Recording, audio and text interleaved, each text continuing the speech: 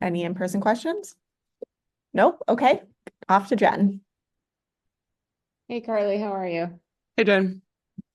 So, just for tonight, I'm not asking for the scouting report here, but just what are a couple things you think you guys really have to get done tonight if you guys are going to get the win? Yeah, they're the best number one in offensive rebounding, so it's boxing out. They're aggressive, physical, so just matching that. And as you guys work through this losing streak, are there moments earlier in your career that you kind of think back on? Have you been through a streak kind of like this, or what do you kind of draw on? I don't know if I've been not like at the start of a season. It's tough to not have one yet. But it's just relying on the little things. Like we just got to put 4 quarters together. Like we're right there. It's probably extra frustrating, but we're not getting blown out. Like we know we can play with these teams, so it's just focusing on the little things, the 50-50 balls, really locking in on the scout and just being physical to grind out that win. I just got one more for you, a little bit of a hopefully more fun question for you. Can you walk me through kind of your handshake with Didi when you're announced as a starter and kind of how you came up with that? Honestly, we came up with it like literally like right before it happened. I looked at her, I was like, what should we do? And she was like, shimmy. I was like, yeah, perfect. That's impressive that you both can like remember that and execute that on the fly. Oh, Didi, I mean, you can rely on Didi for anything fun for sure. Thank you. Jim? Just in terms of that streak there, in terms of trying to break that duck, in terms of, is there any sort of quarter in particular where you think that you really need to emphasize on in terms of improvement, in terms of concentration and focus? Is there any particular quarter that you feel that maybe that you're not reaching your levels compared to other quarters in the game? I think it's either the third or the fourth. Like I think we've had some good first halves. Um, like the last game we didn't come out or they came out really hot and aggressive, Connecticut in that third quarter. Other games it's been the fourth, like down the stretch. So it's just like putting four together. I think it's changed like which one, but we've had really, really good moments too, in some first halves. And against Connecticut, a big thing was their ability to, in terms of rebounds, both offensive and defensive, in terms of crashing the glass. Has there been a real emphasis in training in the last week or so in terms of really boxing out and really in terms of really crashing the glass and maybe not giving up as many offensive rebounds? For sure. I mean, like I said, we know Chicago is really good at O-boarding. Good teams box out, good teams rebound, good teams get O-boards that then lead to fast break points and transition points. And that's just, those are the good teams in this league. So we got to get there and we got to really focus on that and be more physical to get a win. Yeah, and one final one for me. We talk about harmony within the group and spirits and keeping that element of positivity in terms of that. Is it after each game, do you straight away, do you think to yourself, right, next game mentality, put that one to bed in terms of and looking forward and upwards? Because it's still very early in the season. For sure. I mean, I think we can just take that besides that Seattle game, every game has been close. And like I said, we're just trying to put 4 quarters together. So yeah, it's about, I mean, the schedule is you got to be ready for the next game. We literally play every other day. We play tomorrow. So I think it's just trying to learn and be adaptive as quickly as possible. Hey Emily, how are you? Good, how are you? I'm good. Just for tonight, not asking for the scouting report here, but just what are a couple things you think you guys really need to make sure you do tonight to get the win? I think one important thing is definitely to box out. You got a lot of tall players on the sky and aggressive rebounders. So we really need to box out and just get back in transition. How has it been for you, when you get minutes in games, like what do you feel like you're learning, you're getting better at? How's it been, kind of finding your place in this group? I mean, I think that I find my place in practice, and the best thing that I can do is to work hard and practice every day, get my teammates better, and just prepare the same way anybody else would to play. And whenever I do get a chance to be on the court, just go as hard as I can, whether it's 2 minutes or 20 minutes. Have you, thinking back in your career, you know, as you guys work through this losing streak, are there moments that you think back on? Like, have you had streaks like this or other challenging moments that you kind of look at and say, you know, I made it through that time and I can use that here or anything like that? I mean, my first year we went 5-30, so I was with Indiana, and it was a similar season in the fact that obviously there was a lot of losses. I think that helped prepare me for exactly what's happening right now, and just keeping your head up and staying positive and being allowed to let go of games. You play so many games, you can't sit and sulk about every little thing you did wrong or every little thing the team did bad. You play maybe tomorrow or in a couple days, and I would say that kind of season did prepare me for this specific season. But there's a lot of games left, and I think we have every chance to turn things around. Totally. And just one fun one for you to close out my questions. I was asking Carly about her handshake in the starting lineup intros, and just curious if you have a favorite among the starters for their handshakes. I don't even know. Um, Or what Jeez. in your opinion makes a good handshake, if you want to answer it that way. You're asking the wrong person. I wouldn't even do one. So I don't know. They're all pretty cool. It gets us hyped, so that's all that matters. Alrighty, thank you. Liam? Hi, thanks for taking the time to do this. So the next two games, obviously tonight and tomorrow, are at Capital One Arena.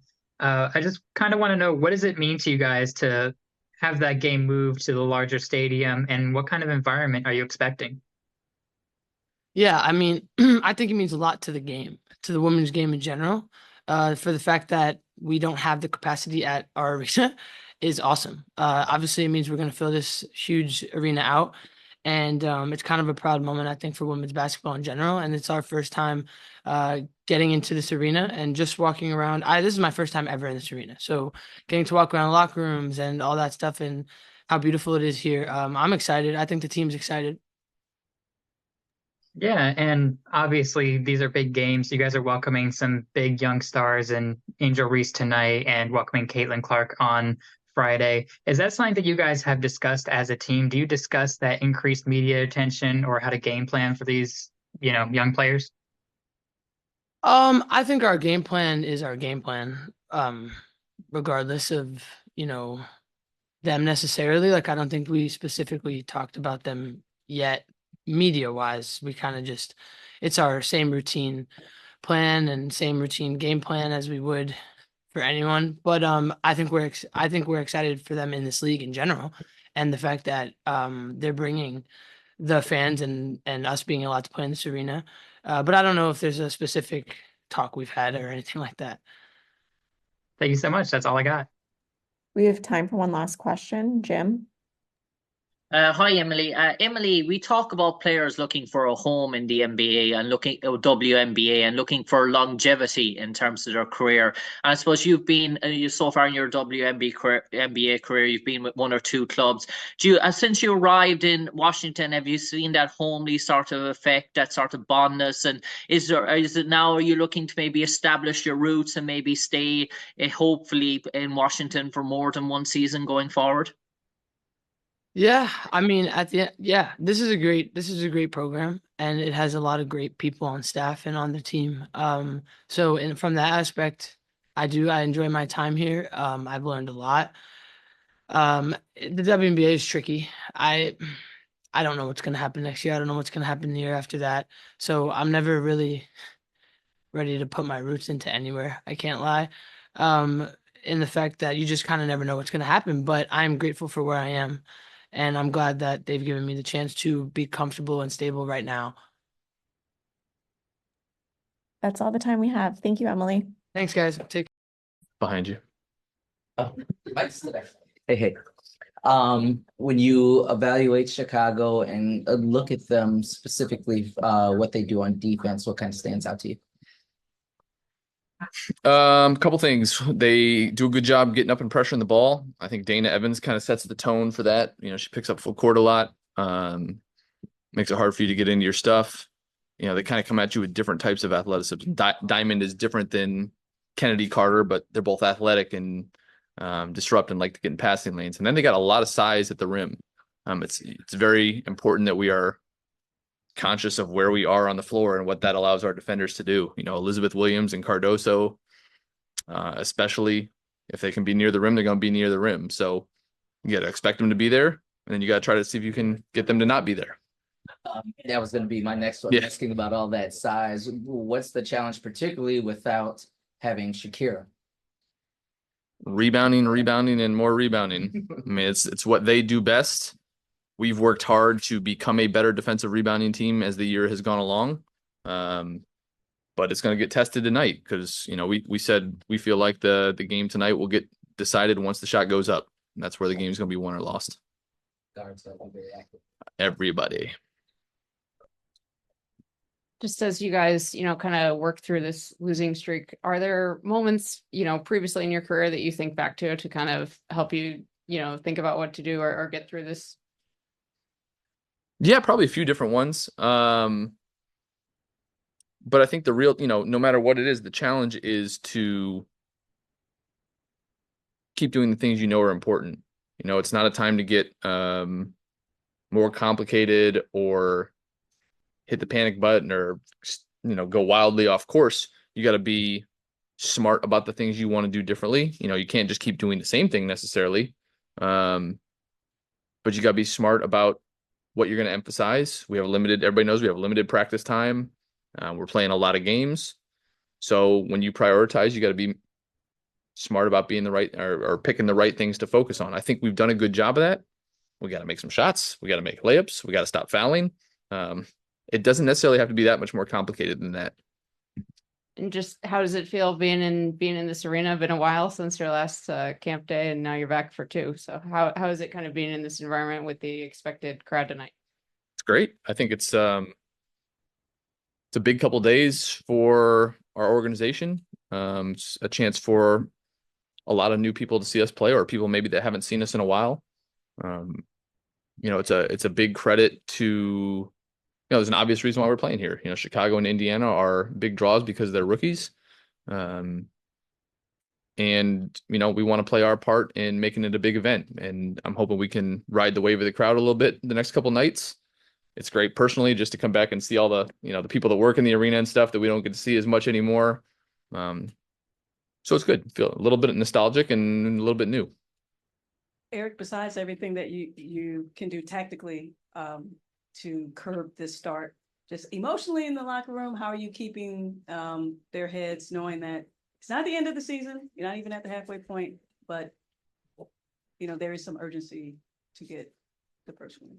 There is. I've been pretty impressed with our group. I know nobody really wants to hear that when you're 0-9.